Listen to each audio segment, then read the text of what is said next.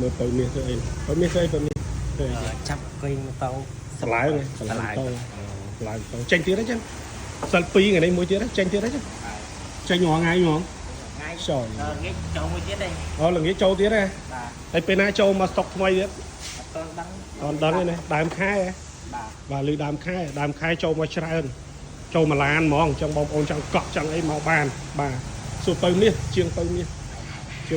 ដឹងលក់មួយថ្ងៃបានប៉ុន្មានចេញប៉ុន្មានអីប៉ុន្មានទៅមាសដឹង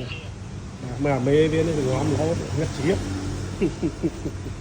អូខេបងប្អូនត្រូវការអាចជើញមើលបានបងប្អូនណាខាតប្រូម៉ាទូខ្លាំងនៅលើទីផ្សារតម្លៃល្អជូនបងប្អូនបាទតម្លៃល្អចង់លក់តតាក់ទងបងប្អូនណាយកទៅលក់តឲ្យតាក់ទងមកតម្លៃពិសេសជូនតែម្ដងធានា2025ពេញបាទ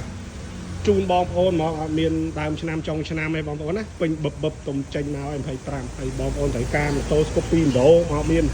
បងនេះស្គូពី2ដងចូលមកដង5ដងក្រុមហ៊ុនប្រាប់ក្រុមហ៊ុនបោះសៀមប្រាប់បោះសៀមបងប្អូនណាបាទប្រាប់ពិតអត់បន្លំបងប្អូនណាបងប្អូនណាចង់បានពណ៌សក៏បានពណ៌ខ្មៅក៏បានណានេះអ្នកតាខ្មៅទៅឡើងបាច់ទៅណាឆ្ងាយបងប្អូនណានេះអ្នកតាខ្មៅជួយគ្រប់គ្រងគ្នាចង់ត្រូវការស្គូពី2ដងតម្លៃហើយជាងមានពុនត្រឹមត្រូវប្រាប់ថាម្ចាស់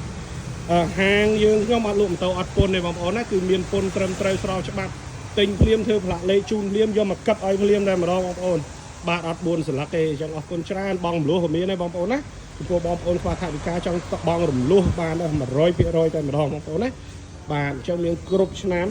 មានគ្រប់ model បងប្អូនអាចជើញមើលបានពេញចិត្តមួយណាយកមួយណាបាយបាយអរគុណជម្រាបលា